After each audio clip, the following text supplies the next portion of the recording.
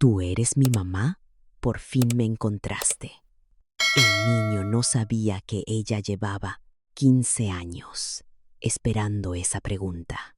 Todo empezó mucho antes, en un pueblo donde nadie entendía a un joven llamado Carlos. Todos en San Jacinto conocían a Carlos Herrera y casi todos tenían una opinión sobre él.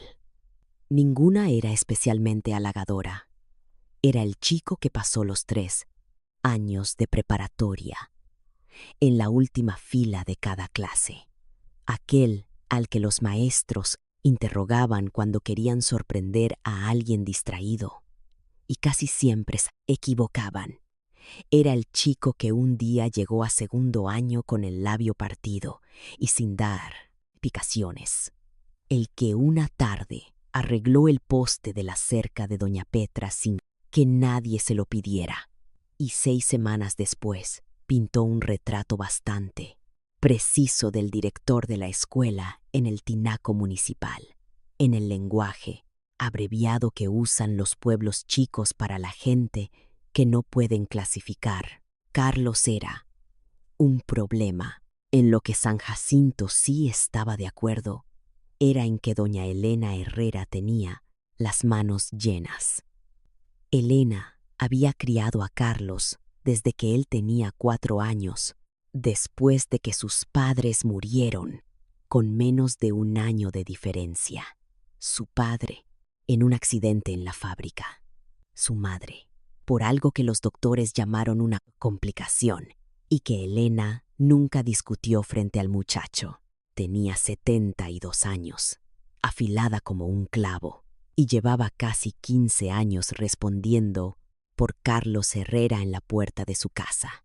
Guardaba una pantufla junto a la entrada específicamente para estas ocasiones, no para lanzarla.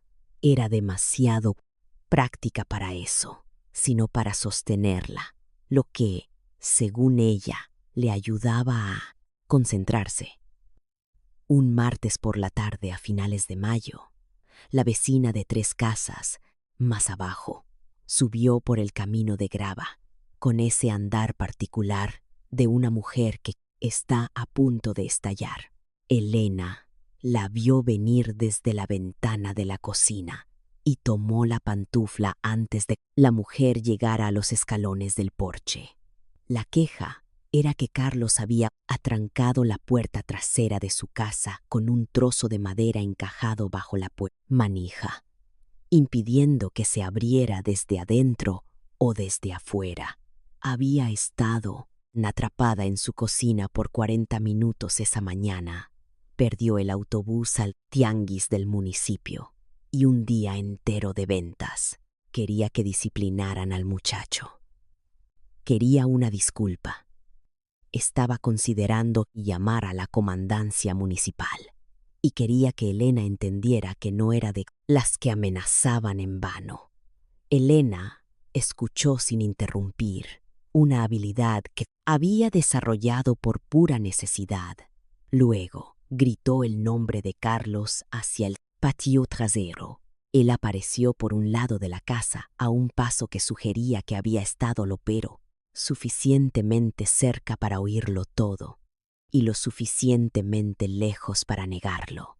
Era alto para su edad, un poco anguloso, con la misma expresión impasible de su abuela cuando lo estaban juzgando. Carlos Herrera, dijo Elena, ¿qué demonios crees que estabas haciendo con la puerta de esta mujer?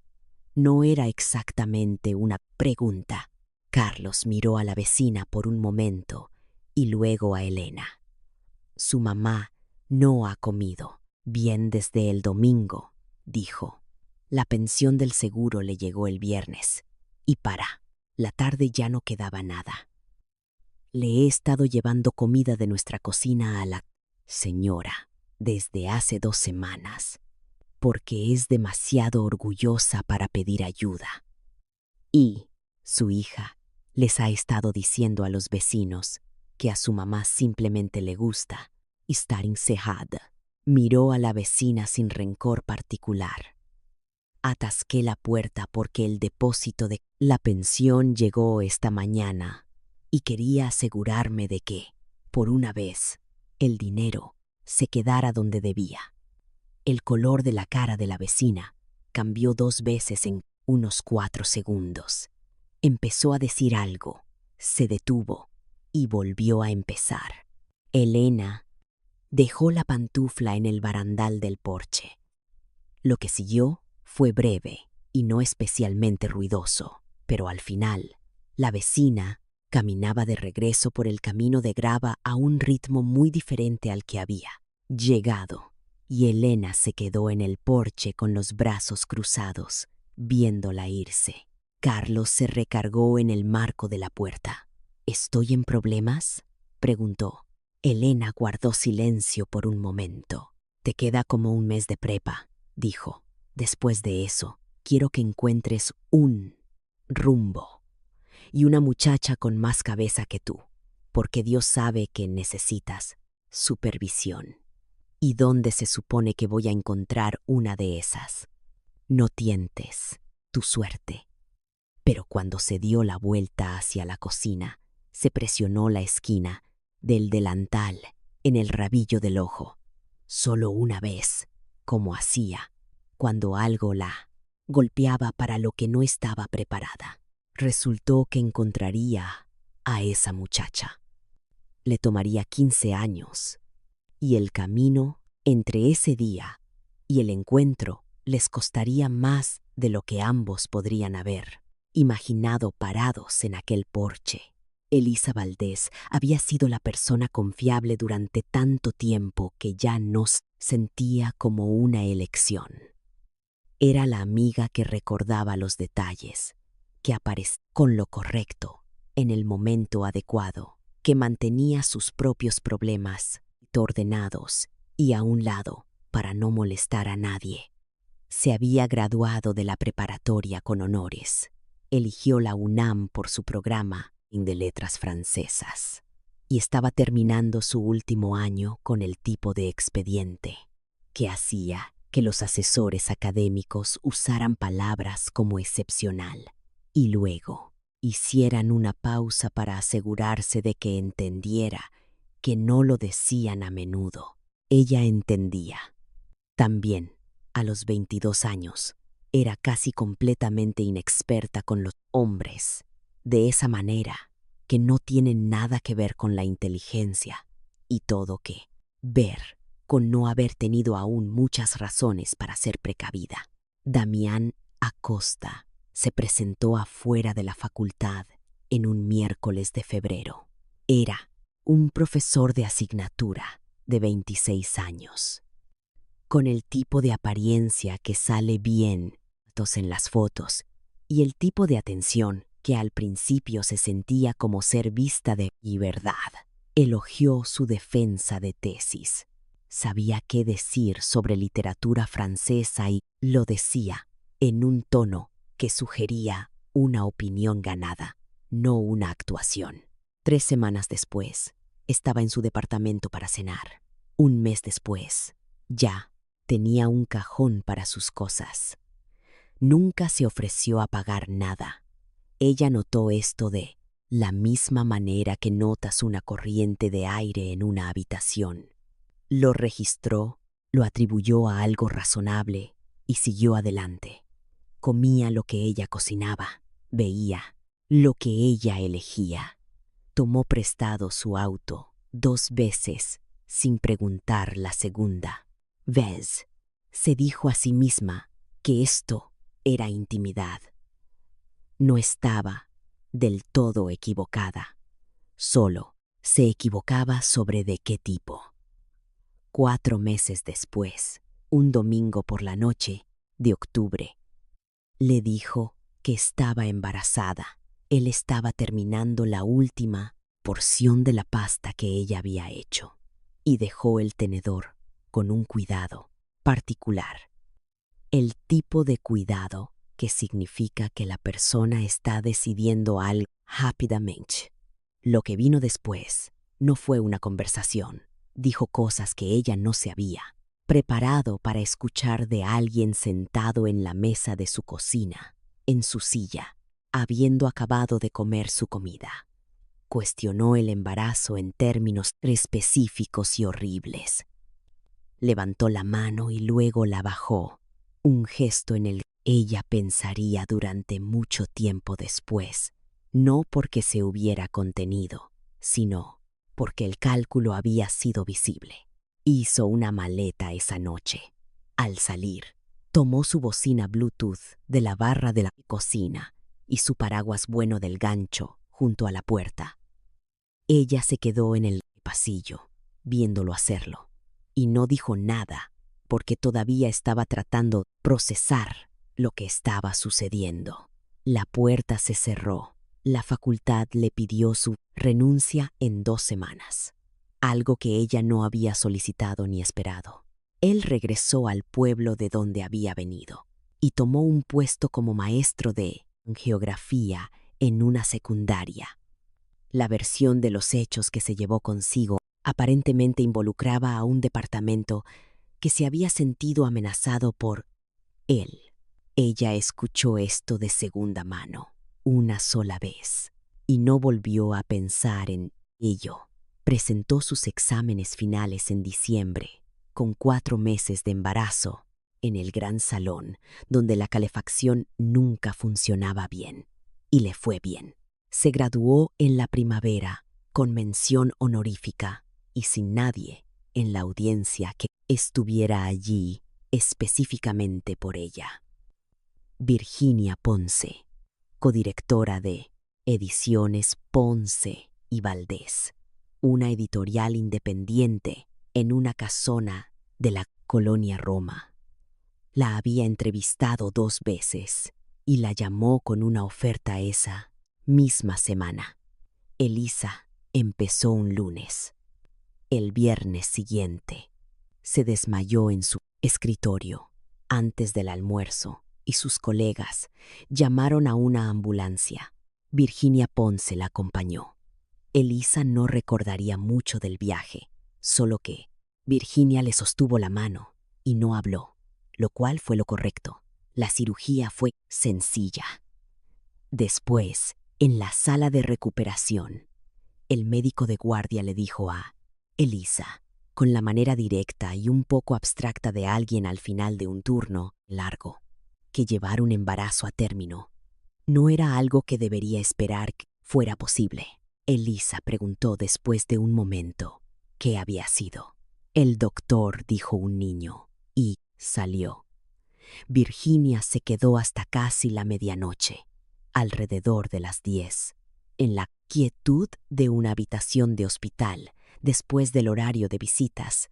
Le contó a Elisa algo que aparentemente nunca le había dicho a nadie.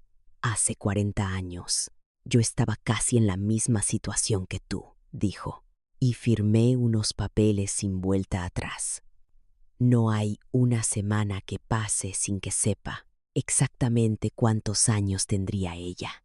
Se miró las manos por un momento. Te contraté porque nadie hizo eso por mí cuando lo necesitaba. No quería ser la razón por la que no le sucediera a otra persona. Lo dijo sin buscar consuelo, como la gente dice cosas que ha cargado por demasiado tiempo como para adornarlas. 3 meses después, Elisa estaba de vuelta en su condominio. El cuarto de visitas tenía la puerta cerrada. La bocina que Damián se había llevado había sido reemplazada por una más pequeña que rara vez encendía. Se sentó en su escritorio un martes por la noche, con papeles frente a ella y la ventana, oscureciéndose. El apartamento estaba silencioso, de una manera que había dejado de sentirse temporal.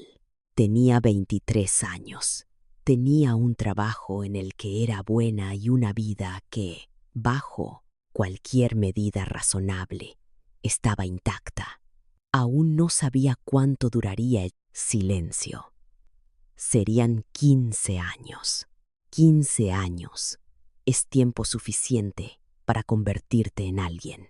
Elisa se había convertido en el tipo de persona que Ediciones Ponce y Valdés necesitaba que fuera: constante, exigente, buena en las partes del trabajo que requerían paciencia y buena en las partes que requerían la voluntad de decepcionar a la gente.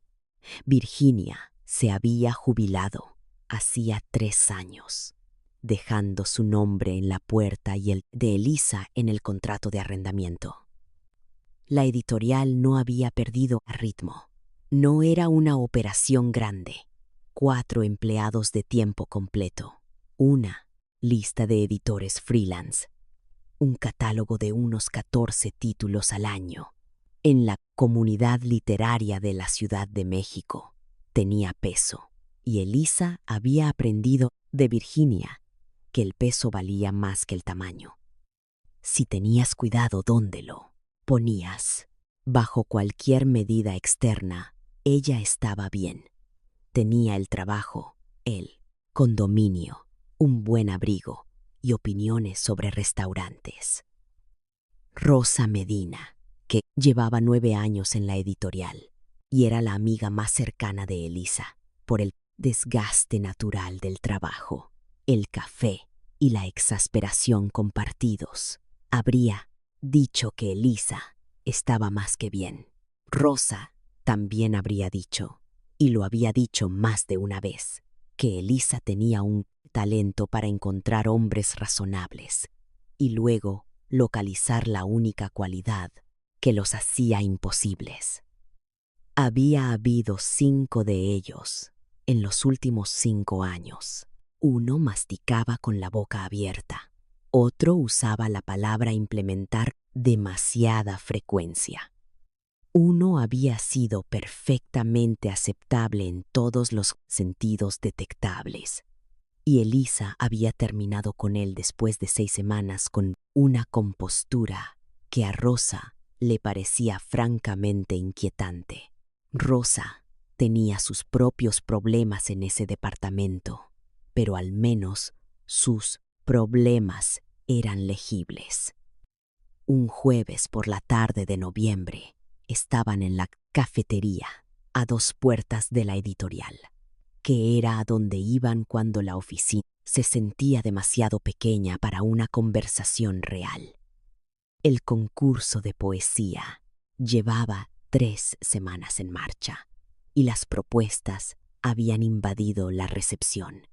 La asistente había comenzado a clasificarlas en cajas, y las cajas habían comenzado a multiplicarse. La mayoría de las entradas llegaban por correo electrónico, pero una parte todavía llegaba por correo postal, y fue de esa porción que Elisa había sacado algo esa mañana y lo había llevado a la cafetería en su bolso.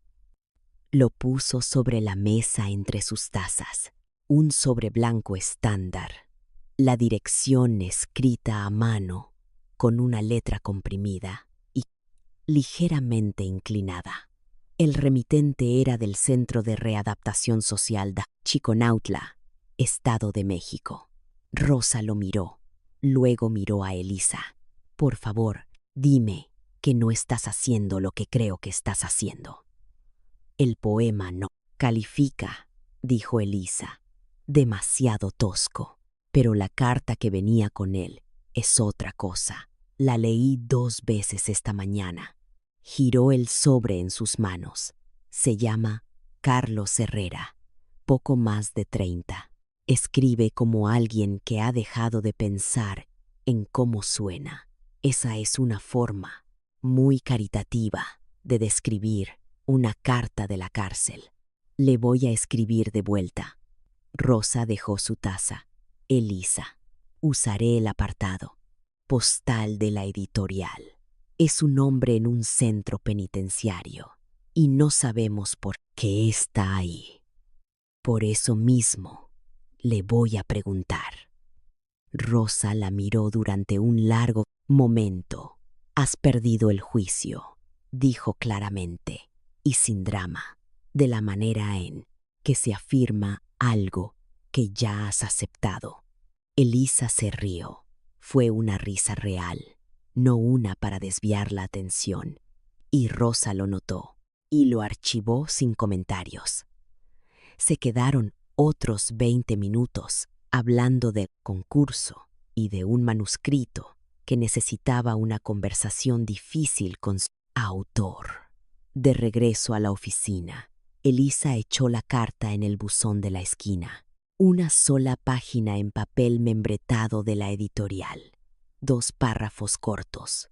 Le había dicho que su poema no era adecuado para el concurso. Y le había hecho una pregunta. Esa noche en casa, sentada en su escritorio con la lámpara de lectura encendida y el resto del apartamento en penumbra, se dio cuenta de que sentía curiosidad por una persona de una manera que no había sentido en mucho tiempo. No el interés manejable que había extendido hacia los 5 hombres razonables. El tipo que se mantenía dentro de sus propios límites. Algo menos controlado que eso. No hizo nada con el sentimiento. Solo notó que estaba allí. Y el silencio del apartamento era el mismo de siempre. Y también, por razones que no podría haber explicado, ligeramente diferente esa noche.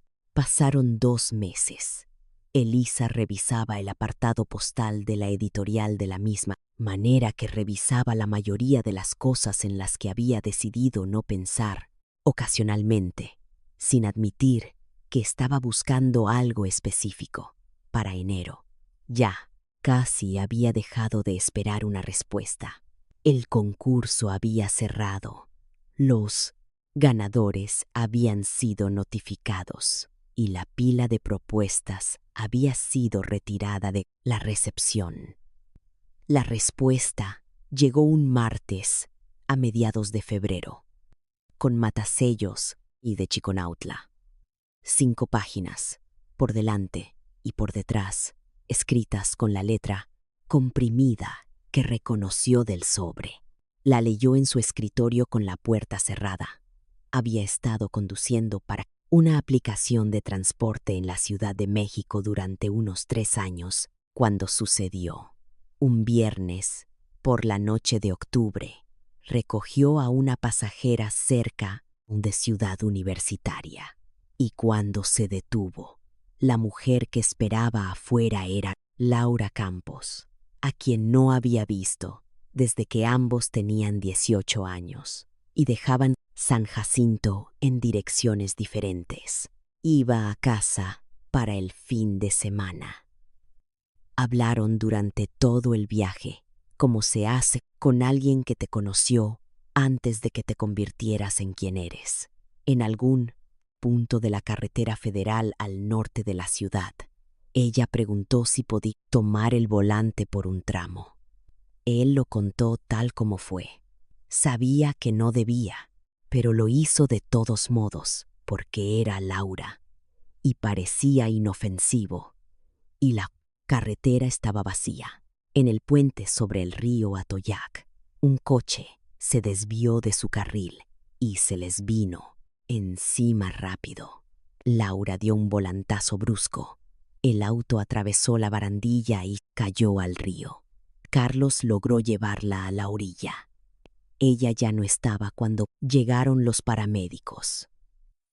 Sus huellas dactilares se habían borrado del volante en el rescate. El otro conductor nunca fue identificado.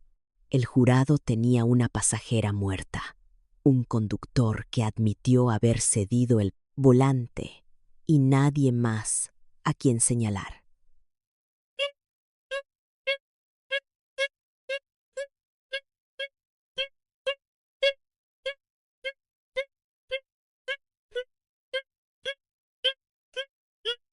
Su departamento en la ciudad para cubrir la reparación del daño y la demanda civil que la abuela de Laura había presentado en su contra. Le quedaba la casa de su abuela Elena en San Jacinto Y ese era todo su inventario.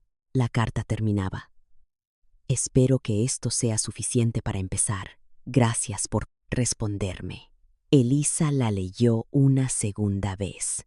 Luego abrió el cajón de su escritorio. Sacó una hoja de papel normal, sin membrete, solo papel, y le respondió a mano. Le contó sobre Damián en 2 párrafos, sin suavizarlo. Le contó sobre la pérdida del embarazo en 1. Le contó sobre los 15 años y el condominio y la cualidad particular de una vida que era funcional y correcta, pero a la que le faltaba algo que había dejado de poder nombrar. Selló el sobre antes de poder reconsiderarlo y lo envió desde el buzón de la esquina, de camino a casa. Él no respondió con una carta, sino con una entrega. Un gran arreglo de rosas. Rojas llegó a la editorial un jueves por la mañana, dirigido a ella por su hombre, sin remitente en la tarjeta. Rosa apareció en la puerta de su oficina, sosteniéndolas con una expresión que pasó por varias fases, antes de decidirse por algo ilegible. La tarjeta tenía 3 palabras: no tengo miedo. Rosa dejó el arreglo en el escritorio, miró las rosas, abrió la boca y luego la cerró, lo cual para Rosa era inusual, y luego regresó a su oficina y cerró la puerta a una velocidad cuidadosa y deliberada que comunicaba más que un portazo. Después de eso, las cartas llegaron con regularidad. Las de él cada 3 semanas, más o menos. Las de ella en respuesta, ambas en papel, ambas con matasellos de sus respectivas direcciones. Ella aprendió la forma de sus días en Chiconautla y él aprendió la forma de los de ella en la editorial. No actuaban el uno para el otro. Esa era la cualidad a la que ella volvía constantemente: la ausencia de situación por ambas partes, la forma en que las cartas se sentían como 2 personas hablando en una habitación con las luces encendidas. 6 meses pasaron así. En la última carta, casi como algo incidental, mencionó que su fecha de liberación había sido fijada: principios de junio. Dijo que planeaba recuperarse lo más rápido posible. No le preguntó nada al respecto. Elisa llamó al penal a la mañana siguiente, confirmó la fecha y la anotó en un bloc que tenía en el borde de su monitor. No le escribió a Carlos sobre nada de esto. Había tomado una decisión que aún no había verbalizado por completo y descubrió, para su propia sorpresa, que no tenía prisa por explicársela a nadie, ni siquiera a sí misma. El centro penitenciario estaba a unos 90 minutos al noreste de la ciudad. Elisa había estado estacionada frente a la entrada durante 20 minutos antes de la hora que había anotado en su blog. Era una mañana clara de principios de junio, lo suficientemente cálida como para haber dejado su chaqueta en el asiento trasero, y ya había hecho varias cosas con las manos: revisar su teléfono, ajustar el espejo, encontrar una liga para el cabello que necesitaba. Tenía las palmas de las manos húmedas. Las puertas se abrieron 5 minutos después de la hora.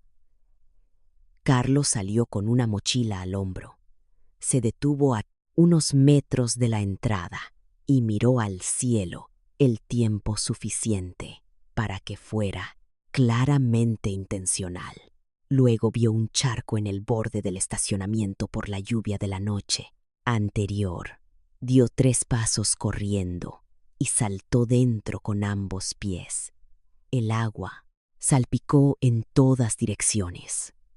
Lanzó un brazo al aire y gritó algo corto y agudo, y un grupo de palomas cerca de la acera despegó y dio una vuelta sobre el edificio antes de posarse en algún lugar fuera de la vista. Miró al otro lado de la calle y la vio. Se encontraron a mitad de camino. Él era más alto de lo que había imaginado, lo que significaba que lo había estado imaginando. Tenía barba de unos días y los zapatos mojados, y la miraba con la expresión de un hombre que ha pasado un tiempo considerable sin permitirse creer que algo bueno está por venir. Hice sopa, dijo ella. Algo en su rostro cambió. Eso es lo mejor que alguien me ha dicho en 3 años. La miró por otro momento. No tenías que haber venido hasta acá. Lo sé, dijo ella. Vámonos. En el condominio, él era cuidadoso, como lo son las personas cuando son conscientes de ocupar un espacio que no es suyo. Tomó el cuarto de visita sin que se lo tuvieran que indicar 2 veces. Cerró la puerta sin dejar que hiciera clic. Dobló su toalla sobre el toallero. Cuando ella le ofreció prestarle su coche para buscar trabajo, él negó con la cabeza. Un coche es algo personal, dijo. Ya veré cómo le hago. La búsqueda de trabajo comenzó a la mañana siguiente. Tenía una lista. Empresas de transporte por aplicación, compañías de mensajería, un par de sitios de taxis que aún operaban en la ciudad. Estuvo fuera la mayor parte del día. Cuando regresó esa noche, se sentó en la mesa de la cocina y dijo que todos lo habían rechazado. Su condena aparecía en la revisión de antecedentes penales y la revalidación de su licencia federal de conducir todavía estaba en proceso en la Secretaría de Movilidad. Intenta con los oficios, dijo Elisa. Siempre hay trabajo para alguien que sabe arreglar cosas. Soy mejor con los motores que con el tablaroca, dijo Carlos, pero puedo poner tablaroca. Puedo hacer casi cualquier cosa si me dan 20 minutos. No estaba pidiendo nada, estaba informando, como solía hacer, y luego lo dejó pasar. 2 días después, salió temprano y olvidó su teléfono en la barra de la cocina. Elisa estaba trabajando en la mesa cuando vibró. Una Lada 771 de la zona de San Jacinto. No contestó. Cuando Carlos llegó a casa 2 horas después, le dijo que tenía una llamada perdida. Él miró el número y se quedó quieto. Salió al pequeño balcón y devolvió la llamada.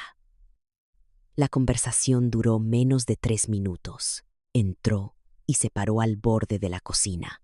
Llamó la vecina de mi abuela, dijo. Doña Elena murió mientras dormía anoche. Elisa acercó la silla más cercana. Él no la tomó. Se deslizó contra los gabinetes inferiores hasta quedar sentado en el suelo de la cocina. Y después de un momento, ella se sentó en el linóleo junto a él. Estuvo en silencio por un tiempo. Luego dijo, quería encontrar trabajo primero. Quería llamarla y decirle que las cosas estaban bien. Miró al suelo, mi pelo. Ella me recordaba con rizos y todavía no me crece. Pensé que si esperaba un par de semanas más, se detuvo. Lloró sin hacer mucho ruido. Elisa se quedó en el suelo a su lado y no dijo nada, destinado a arreglarlo, porque no había nada que arreglar, y el suelo era el lugar correcto para estar, y el silencio era lo correcto que ofrecer. A la mañana siguiente, conducirían a San Jacinto. El puente estaba en el camino. Carlos conducía. Elisa se había ofrecido, pero él quería el volante, y ella se lo permitió sin convertirlo en una discusión. Hablaron durante la mayor parte de un viaje hacia el norte, y ella le contó cosas en las que no había pensado en años, principalmente para evitar que él se perdiera demasiado en sí mismo. Cuando el río Atoyac apareció a la vista, Carlos redujo la velocidad sin que se lo pidieran y se detuvo en el acotamiento de grava justo antes del puente. Se bajó. Elisa se quedó en el coche y lo vio caminar hasta la barandilla y quedarse allí, con ambas manos en el pasamanos, mirando el agua. No se movió durante varios minutos. Luego regresó, se puso al volante y se reincorporó a la carretera sin decir nada. Ella no preguntó. Para cuando llegaron a San Jacinto, el pueblo ya parecía saber que Carlos había llegado. Una vecina llamada Matilde los recibió en la entrada antes de que hubieran abierto completamente las puertas y, en el primer minuto, se refirió a Elisa como su esposa. «No es mi esposa», dijo Carlos. Matilde sonrió y dijo que pondría café. La corrección no pareció registrarse. Elisa hizo la mayoría de los arreglos del funeral en las siguientes horas. En voz baja, desde su teléfono, Carlos se movió por la casa de Elena con la concentración particular de un hombre que hace lo único que tiene a su alcance. Los vecinos llegaron durante la tarde y se fueron llevando marcos de fotos, un reloj de cocina, una colcha. Él se quedó con 3 cosas: un pequeño icono con marco de plata del tocador de Elena, su vieja cafetera y un juego de cubiertos con mangos de plata que ella había tenido desde antes de que Carlos naciera. El funeral fue a la tarde siguiente. La mayor parte de San Jacinto asistió. Después, cuando la recepción se había reducido a las últimas personas, una mujer mayor apareció en el borde del jardín y caminó directamente hacia Carlos. Elisa la había visto antes, pero no había hablado con ella. La mujer se abalanzó sobre Carlos con las manos abiertas, golpeándolo en el pecho y los hombros. No era grande y los golpes no causaron daño, pero cada uno llevaba toda su intención. Estaba llorando y diciendo el nombre de Laura. Carlos se quedó quieto y lo soportó. Elisa se movió hacia ellos y Carlos le hizo una seña con la cabeza para que no interviniera, sin voltear. Cuando a la mujer se le acabó el aliento, se sentó en el escalón del porche. Carlos se sentó a su lado. «Lo siento, doña Ruth», dijo. «No debí dejarla conducir. Lo sabía y lo hice de todos modos. Cargaré con eso». Se miró las manos por un momento. «Si alguna vez necesita que le arreglen algo, en la casa, el techo, las canaletas, lo que sea, llámeme y vendré». Doña Ruth lo miró durante mucho tiempo, con ojos que habían pasado por más que el dolor actual. «Habrá algo que pedir», dijo en voz baja, «pero todavía no». Luego se levantó y se fue a casa. Carlos vendió la casa de Elena a una granja vecina a la mañana siguiente. No, explicó por qué no quería conservarla, y Elisa no preguntó. Regresaron a la Ciudad de México esa tarde. Ya no le quedaba un pueblo al que volver. Lo que estaba construyendo ahora estaba en la ciudad, con lo que tenía, y ambos entendieron que así estaban las cosas. De vuelta en la ciudad, la búsqueda de trabajo siguió fría. Un puesto en un almacén en la zona norte rechazó a Carlos un martes. Llegó a casa y no dijo casi nada al respecto. Solo dejó su chaqueta en la silla junto a la puerta y preguntó si había algo que hacer en el apartamento. Esa noche, Elisa dijo lo que había estado pensando desde que las empresas de transporte lo rechazaron.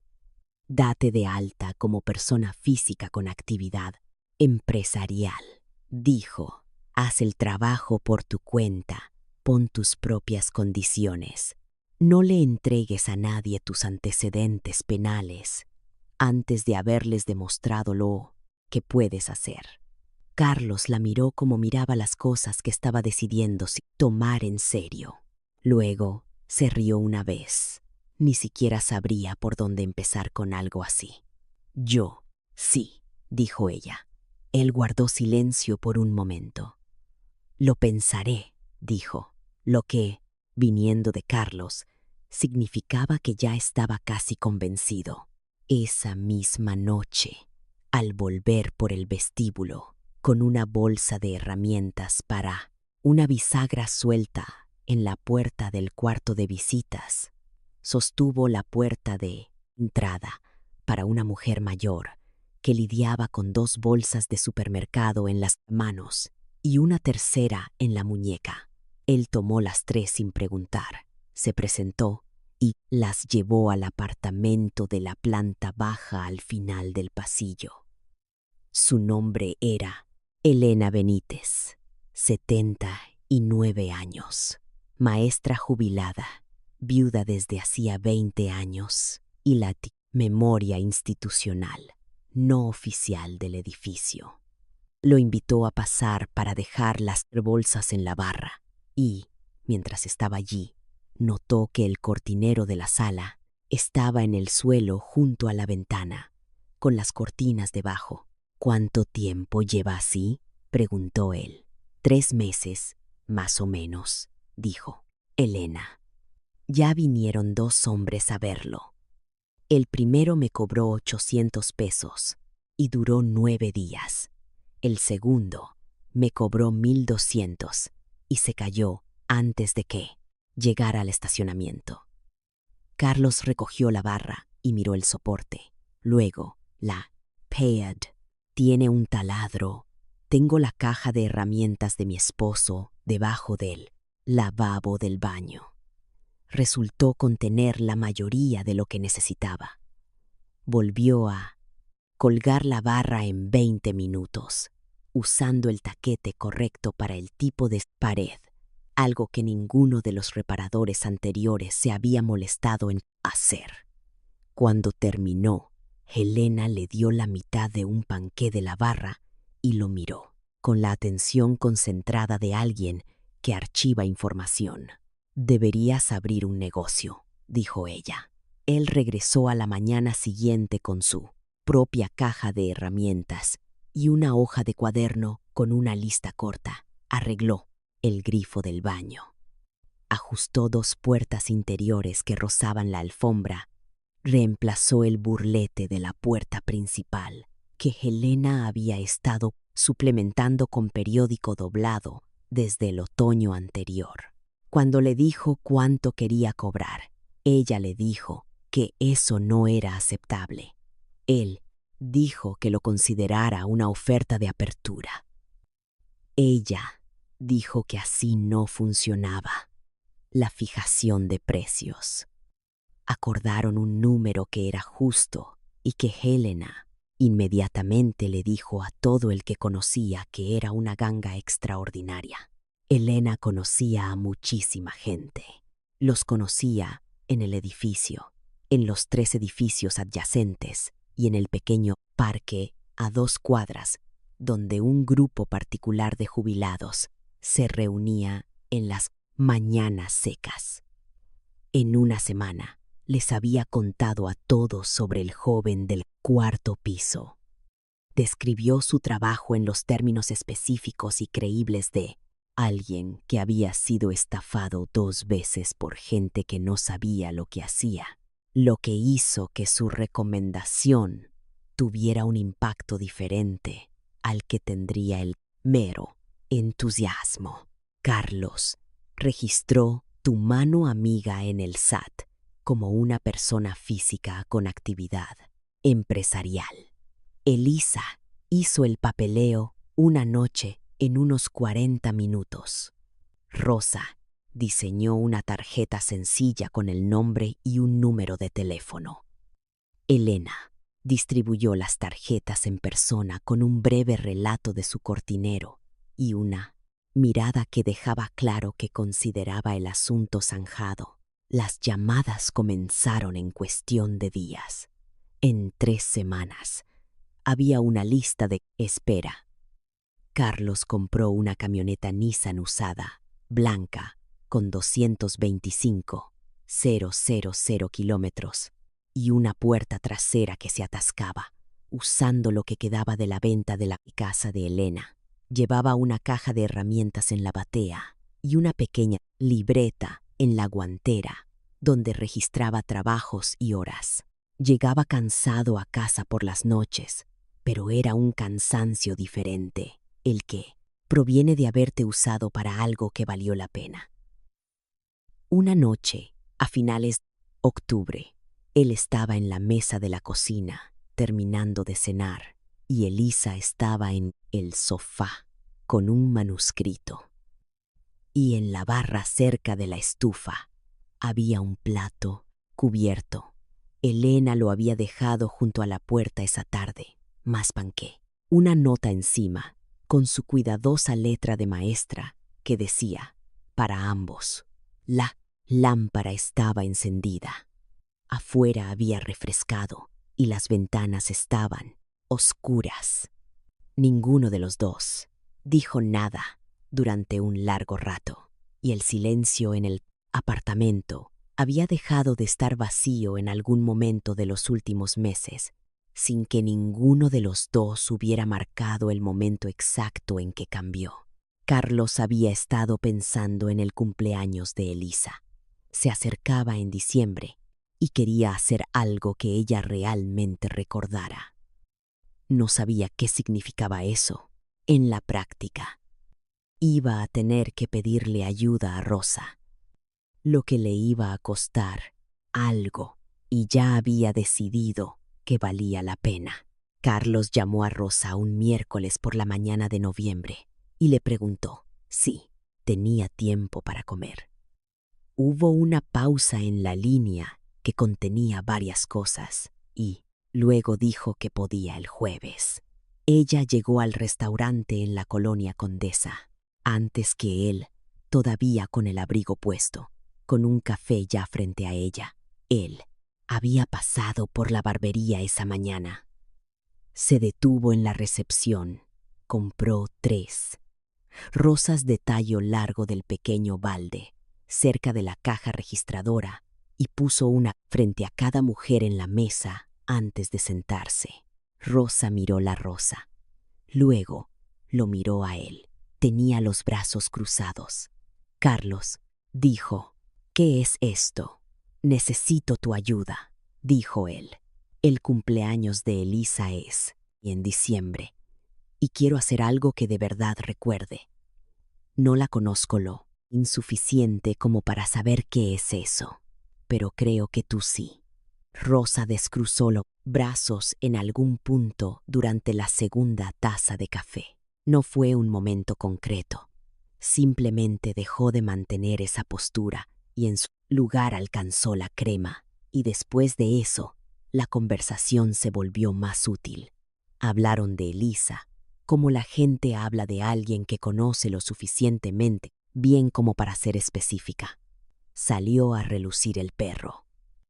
Elisa había mencionado que quería uno durante años, dijo Rosa, y seguía encontrando razones prácticas por las que no era el momento adecuado. Un pug, específicamente, más de una vez. ¿Conoces a alguien que los críe?, preguntó Carlos. Rosa pensó por un momento. Hay un hombre llamado Francisco, de Luca.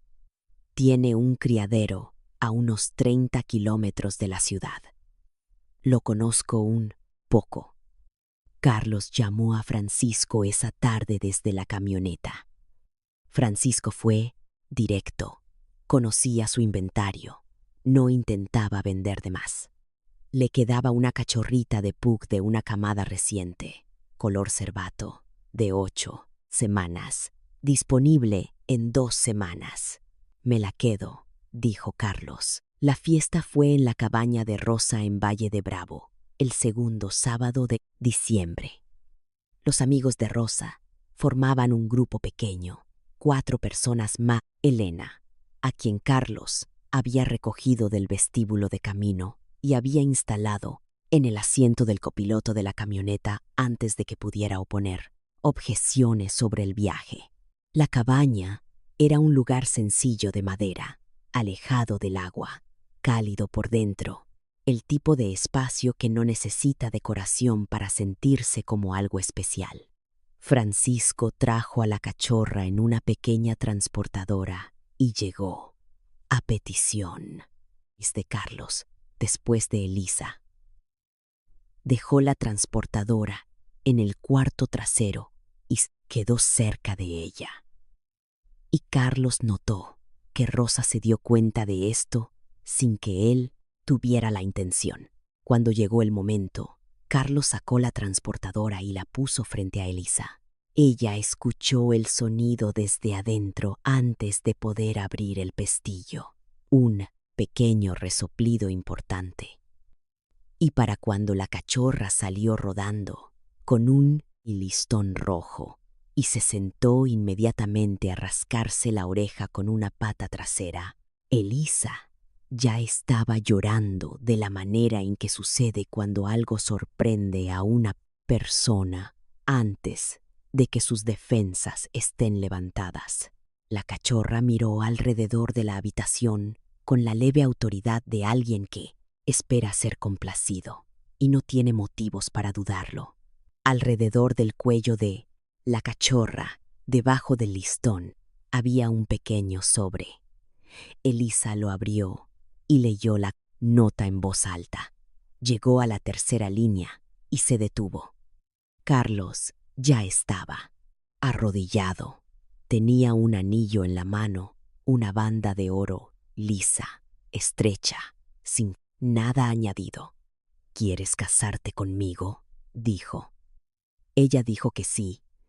Antes de que él terminara la frase, le temblaba la mano cuando la extendió.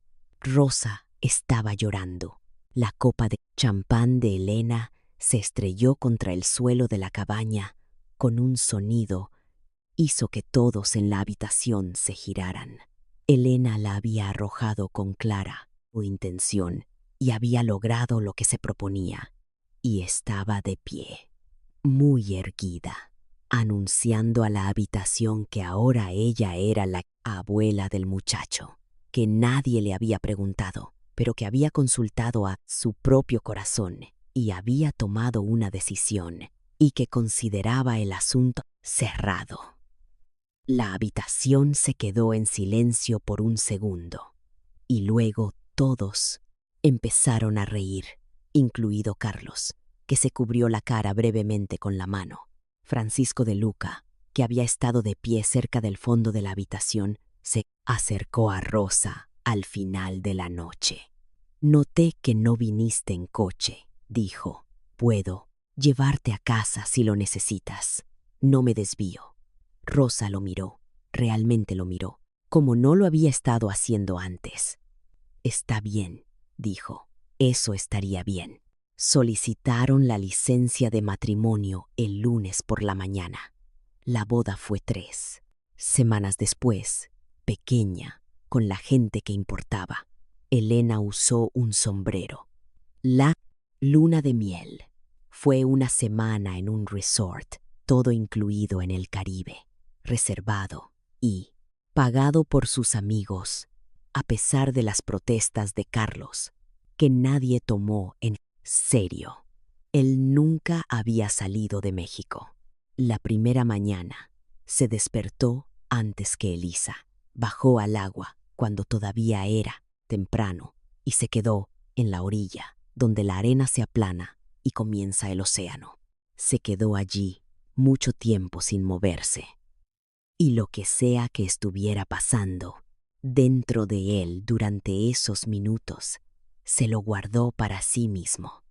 Regresaron a casa una semana después, cómodos el uno con el otro, como se vuelve la gente cuando ha tenido tiempo ininterrumpido para simplemente estar en algún lugar juntos. Elena estaba en el vestíbulo Cuando entraron por la puerta, le entregó a Carlos el correo acumulado y les dijo que tenía hotcakes de requesón en la estufa abajo. Ella regresó a su apartamento mientras ellos subían las maletas. Carlos dejó el correo en la barra de la cocina y desempacaron primero. Cuando se sentaron con la comida de Helena, él revisó la pila. La mayoría era correo ordinario. Cerca del fondo había una carta certificada con remitente de San Jacinto. Carlos la abrió, la leyó en la mesa, y cuando Elisa levantó la vista, su rostro había cambiado de la manera que reconoció del apurto noche en que se enteró de lo de Elena. Dobló la carta y la guardó en el bolsillo de su chaqueta. «No es nada urgente», dijo. Ella lo miró. Él no le devolvió la mirada. Esa noche, ella se despertó a las 2:30 para encontrar su lado de la cama vacío. Él estaba en la mesa de la cocina en la oscuridad, sin leer, sin estar en su teléfono, solo sentado. Ella se paró en el umbral. «Carlos». Él levantó la vista. «Estoy bien», dijo. «Vuelve a dormir». Ella volvió a la cama. Por la mañana, él ya estaba vestido cuando ella bajó. Su mochila estaba en la silla, junto a la puerta. Encima de su chaqueta doblada, dentro de la mochila, había un pequeño caballo de madera, del tamaño de la palma de la mano, pintado de marrón y blanco, con una crin de pelo real que se había vuelto rala con la edad. Ella lo había visto en su tocador desde el día que regresó de San Jacinto, después del funeral de Elena. Nunca había preguntado por él. «¿A dónde vas?», dijo ella. «Tengo algo que resolver. Te llamaré esta noche y te lo explicaré todo, lo prometo». Recogió la mochila. «No es lo que estás pensando. No sabes lo que estoy pensando, Elisa». La miró directamente. «Te llamaré esta noche». La besó y se fue. Ella se sentó en la mesa de la cocina. Miró el lugar vacío en el tocador de él, donde había estado el caballo. Pensó en la carta que no le había mostrado en la cocina a las 2 de la mañana y en la forma en que había dicho «no es lo que estás pensando», lo que significaba que tenía una idea de lo que ella estaba pensando. Se quedó sentada allí unos 4 minutos. Luego tomó sus llaves. Conocía el camino a San Jacinto. Se estacionó a media cuadra de la casa de doña Ruth Campos, detrás de una sección de setos descuidados que ocultaban el coche de la Parelio entrada, y subió la calle a pie. La camioneta de Carlos estaba frente a la casa. La puerta principal estaba abierta.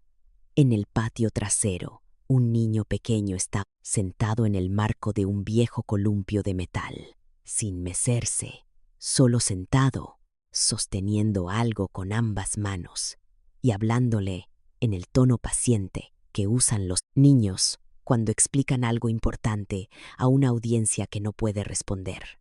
Sostenía el caballo de madera, le decía, con una voz que ella apenas podía distinguir, que el hombre que se lo dio probablemente era su papá. Se quedó muy quieta por un momento. Luego entró. La sala estaba llena de gente, 1 docena o más, sentados con platos y hablando en voz baja. Había comida en cada superficie. En el tocador, contra la pared del fondo, en un marco negro, liso, había una fotografía de doña Ruth Campos. Elisa reconoció el rostro. Era la mujer que se había abalanzado sobre Carlos con las manos abiertas en el funeral de Elena, con un dolor que se desbordaba porque no tenía a dónde más ir. Carlos la encontró de pie, cerca de la pared. La tomó de la mano y la llevó afuera, por un lado de la casa, lejos del jardín. Le dijo que la carta había sido de doña Matilde, la vecina que había cuidado a Ruth en sus últimas semanas. Ruth había muerto 10 días antes. El niño en el patio era Danny, el hijo de Laura, de 4 años, padre desconocido. Ruth lo había estado criando sola desde que Laura murió y nunca le había dicho a Carlos que existía. Orgullo, escribió Matilde, y dolor, y tal vez la creencia de que pedirle algo a Carlos era algo que no estaba dispuesta a hacer. Los vecinos de San Jacinto eran demasiado mayores para que el DIF los considerara para la adopción. Se había abierto un caso. El caballo de madera fue un regalo de cumpleaños que Laura le había dado a Carlos cuando tenían 8 años. Lo había traído para dárselo a Danny, porque era lo único que poseía que había estado en las manos de ambos. Elisa le quitó la carta y la leyó. Luego se quedó allí, con la carta abierta, y sintió el bochorno de haber seguido a su esposo al velorio de una mujer muerta, porque tenía miedo de lo que encontraría. Lo siento, dijo. Pensé que se detuvo. Carlos le puso la mano en la nuca y la sostuvo allí por un momento. Unos pequeños pasos llegaron por la esquina de la casa y apareció Danny, todavía con el caballo, y se detuvo cuando vio a Elisa. La miró con la atención directa y sin defensas de un niño que ha aprendido rápidamente a leer a los adultos. Luego se acercó y le extendió el caballo. ¿Quieres que te enseñe a hacer el mejor castillo de tierra?, dijo. Conozco el mejor lugar. Ella tomó su mano. Él la guió a la esquina más alejada del jardín, donde un trozo de tierra desnuda corría a lo largo del borde de un cantero, y se agachó y le mostró la técnica correcta, con el caballo de pie cerca como testigo. Ella se agachó a su lado e hizo lo que él le mostró. Pasó un minuto, luego otro.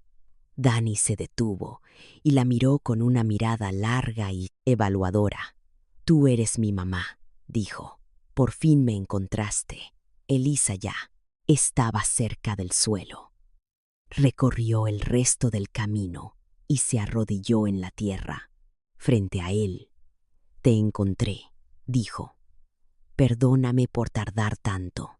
Él le rodeó el cuello con ambos brazos y se aferró con todo su peso, de la manera en que los niños se aferran cuando han decidido que algo es verdad y no van a soltarlo.